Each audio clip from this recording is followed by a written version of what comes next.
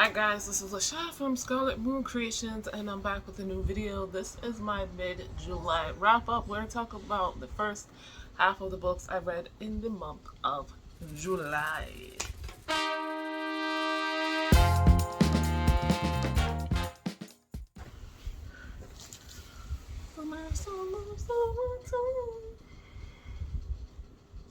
Except it's not quite as warm, but summertime warnings as per usual. I have the fan on and honestly it's not giving.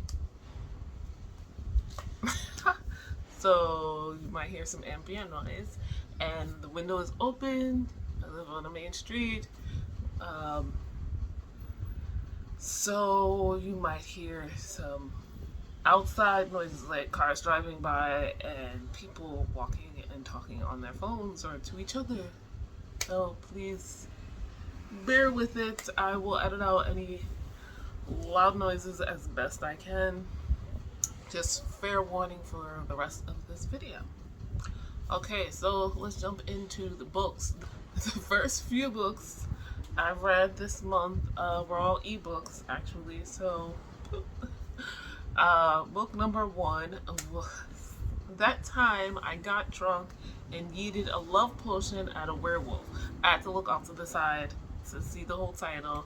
Yes, Miss Mead Mishaps book number 2 by Kimberly Lemming. These are known for having super long titles that are right on the nose. So I enjoyed book 1 and immediately requested book 2, knowing how popular they were. I didn't expect to get it for weeks, and this came through fairly quickly, surprising me. So yeah, this is set in the same universe, the same world as the first one. These are adult romances, by the way. I guess paranormal romances. We're following the best friend of the main character in the first one. I've forgotten the names already, so as per usual. Bree, she makes cheese. So she's got a pushy stalker admirer, and one day while she's out with her friend at a bar, the dude pushes up on her and she's like, "Get out of my face." She wasn't aware at the time that the drink the guy was trying to push on her had a love potion in it, and why she threw it in his face and it landed on someone else when he ducked out of the way. But now she's got a love-struck werewolf all up in her business. But it's not so bad because she finds him attractive and funny, but she still has like doubts about herself. Meanwhile, our werewolf, whose name I don't remember,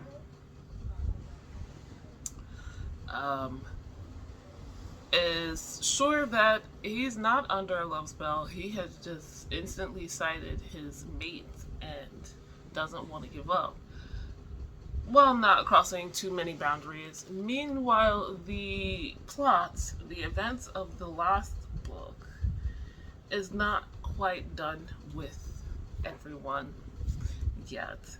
So we get a little more of that and some more expanding of the world and explaining of different beings, or demons as they were called in the past.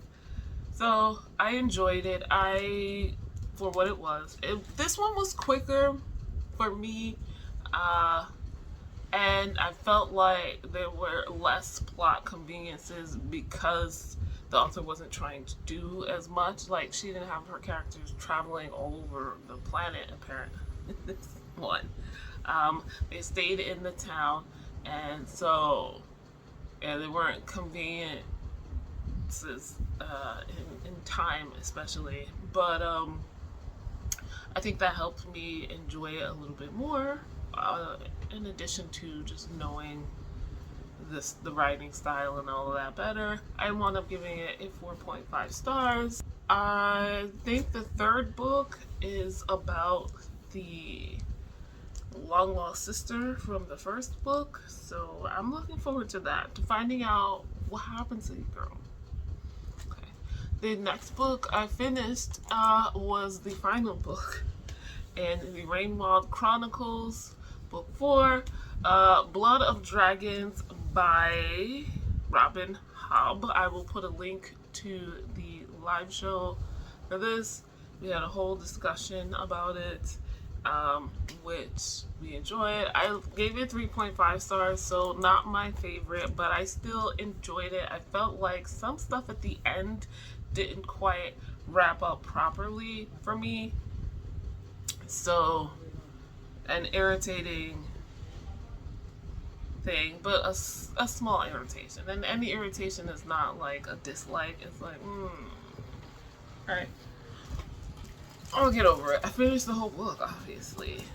There were certain things, since we spent so much time with these characters, that I wanted more detail on, and we didn't quite get. There is some character development. One of the people I have disliked from day one kept, like, he got his, and I love it. I think it is poetic justice as well as some physical justice. That small spoiler here, nobody knows what happened. No one. I love that. So yes. Other than that, I enjoyed this, seeing how, you know, everything finally came to a head, and the rest of the world finally realizing what's been going on with these keepers and the dragons and Kelsingra and all of that stuff. But like I said, how the rest of the world, particularly the other trader councils and people, react to this really is what I wanted to know, and how the inhabitants of Kelsingra respond to that. We got some people saved, which also I appreciate immensely because they deserved, and Child's will be very different now. To say that, I'm very interested.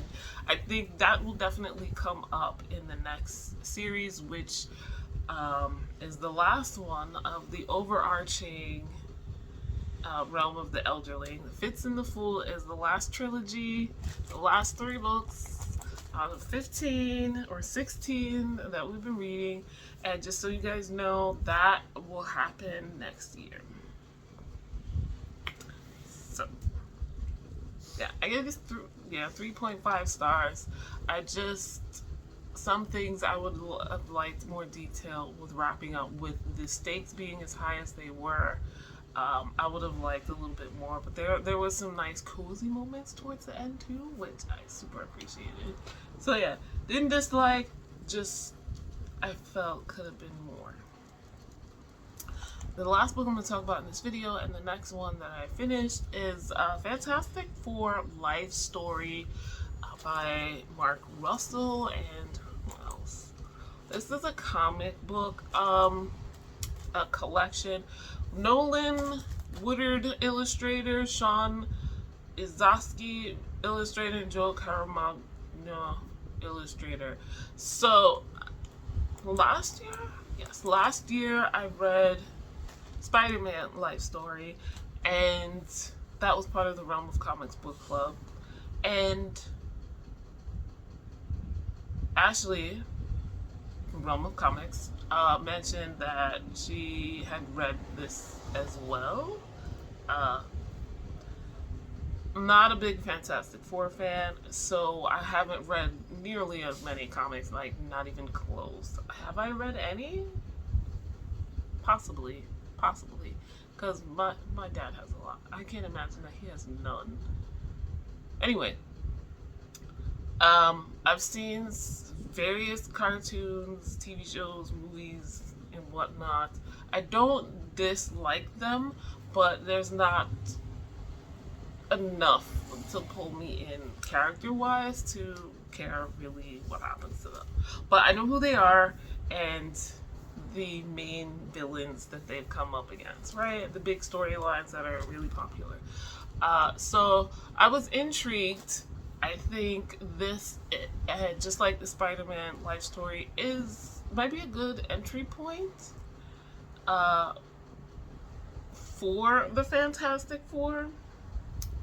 I'm definitely more interested because there were some storylines I was like, I didn't know this happened.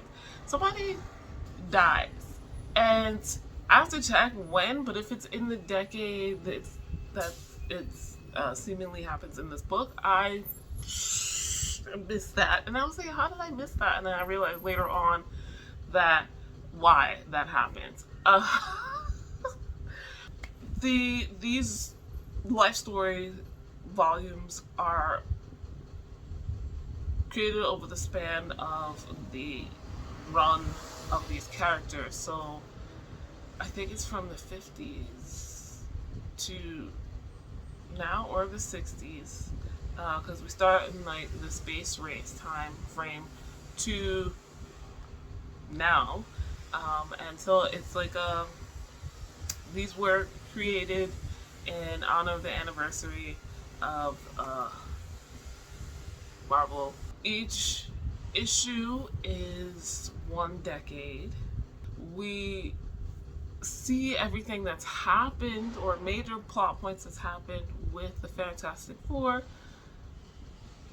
in each decade, but it's like their life story, so there's no reboots or resets. It's like it's happening to the same characters as they get older.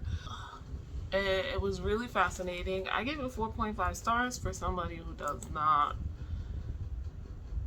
care much about the Fantastic Four. I thought that was a big deal, and there, like I said, certain storylines I'm like, maybe I should pick out some more volumes, issues for those particular storylines. I know somewhere there's either Marvel itself or some big fans have broken down what storylines were put into here.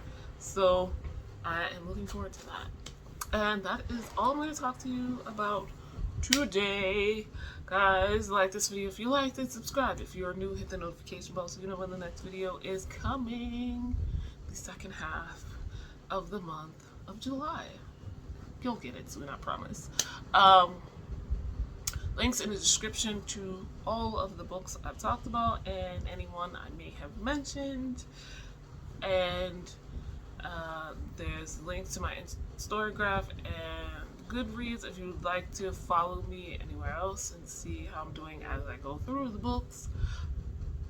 There's also links to my Instagram and Twitter if you'd like to follow me, be my friend anywhere else.